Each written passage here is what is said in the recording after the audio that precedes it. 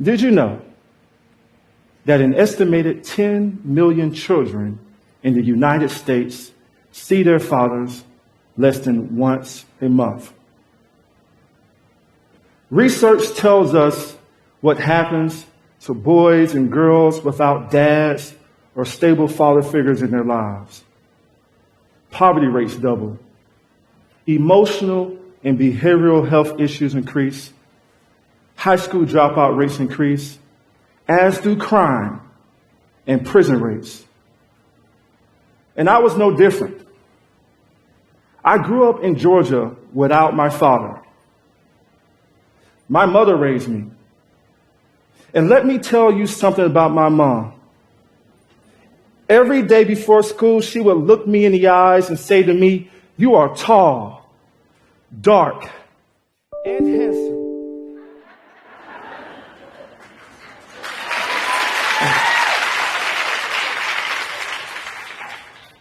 And you can do anything you want in this world if you put your mind to it. But I didn't believe her. I struggled. Behavioral issues, substance use issues, suicidal ideation. I blame myself for my father being absent.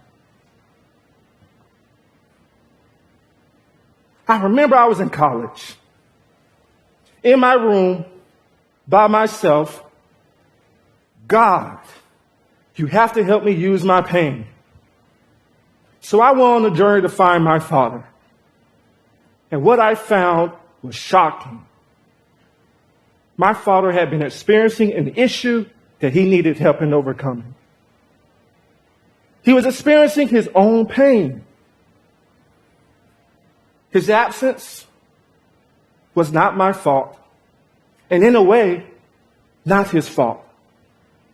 Then I thought to myself, what if my father would have had a caring group of neighbors to support him? It would have made a difference for the both of us.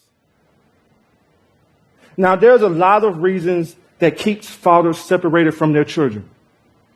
There are the ones you might think of right away, like estrangement from a mother, substance use, sickness, and incarceration. But the reasons that don't get talked about enough are the ones that exacerbate the problem. Those are the emotions we don't talk about enough. I'm talking about shame, guilt, and embarrassment. These emotions can cause so much harm beyond the absence. Ben was a 32-year-old father at an agency that I run called Father's Uplift, where we help fathers love, forgive, and heal. And in doing so, they learn to find the beauty in the pain they've experienced. Now, one might ask, how can pain be beautiful? At Father's Uplift, we believe that pain gives you character, strength, and courage. More importantly, there is a mystery on the other side of pain. For the population we work with, that mystery is a father's child. The warm embrace with your child on the other side of the mystery, that is beauty. Ben spent 4 years separated from his child due to co-parenting issues, restraining orders, and challenges navigating the family court. But he also experienced shame from not being able to see his daughter daily, guilt because he was absent, and embarrassment because he was unable to spend time with his daughter on a consistent basis. Now, it is imperative to note that as we stand here today, that through prior relationships, men learn to love and hate. Some of us have limited experience with love. Therefore, relationships that emphasize self-love play an essential role in the work we do. Lifelong relationships are integral to our efforts with specific emphasis on an individual's ability to mirror new behavior and connections. Now, while many fathers like Ben come to our agency through social service agencies and correctional facilities, many of them come to us through word of mouth. They come to our clinic and can work one-on-one with a licensed therapist and coach, a team of individuals that provide guidance, advocacy, and mentorship. We also offer group therapy. In groups of 5 to 25 fathers or more, they share stories about their children and comfort one another as they work to achieve a common goal. They hear stories of triumph and struggle and pour into one another whenever there is a need.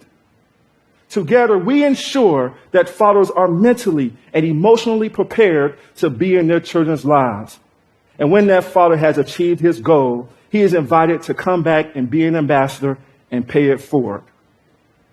And last, but not least, we ensure that mental health providers, universities, and institutions have the tools they need to engage fathers wherever they are throughout the world through our online and in-person instruction.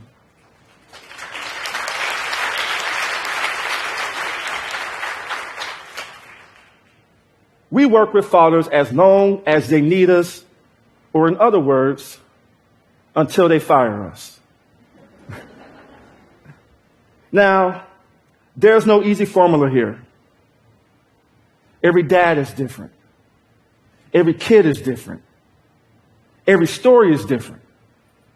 But there are a few things we do every time. We are loving our fathers and the fatherless back to life.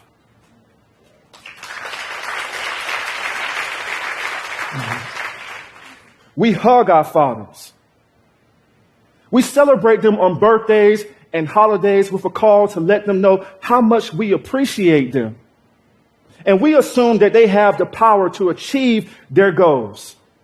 We are a consistent source of support for them as they work to process the mistakes they've made in the past. For the last few years, we served over 10,000 fathers and their families.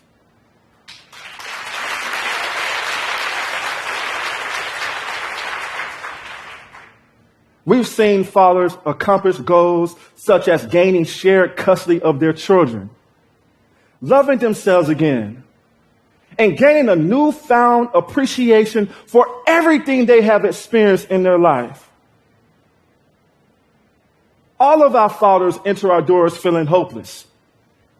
But when they leave, over 90% of them say they have an improved sense of identity and self-worth. We've helped fathers released from jail and prison return home with their worth, their dignity, and their self-respect.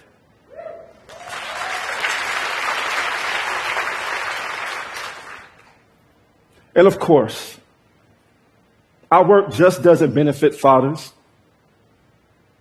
It's for the kids too. A kid blaming himself for something he doesn't understand. A kid like I was, who struggled and who didn't understand that fathers are human too.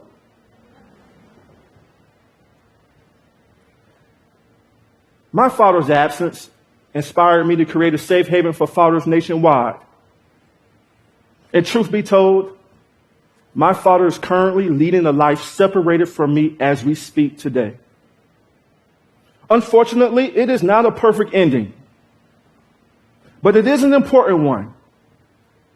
It sheds light on the fact that fathers hurt too, and it is our responsibility to love them back to life whenever the need exists. As I stand on the stage, I can't stop thinking about my 7-year-old son, Clayton, and my 1-year-old daughter, Samaya Grace. The other day, I asked Clayton, "What kind of father am I?" He looked at me and said, you have a mustache, long hair, and this is before the haircut, may I add, and even a new computer. I said, okay, this is true, son. He goes on to say, I love it when you buy me games before hugging me and running back to his room. And Samaya Grace, every time I ask her for a kiss, she puckers up her lips and she runs to kiss me with an enormous smile. That makes my day every time. When moments like these occur, I understand that I have the privilege to be present, unlike many of the fathers that walk through our doors for the first time. Like them, I am far from perfect. Despite my mistakes, my greatest achievement is being Clayton and Samaya's father.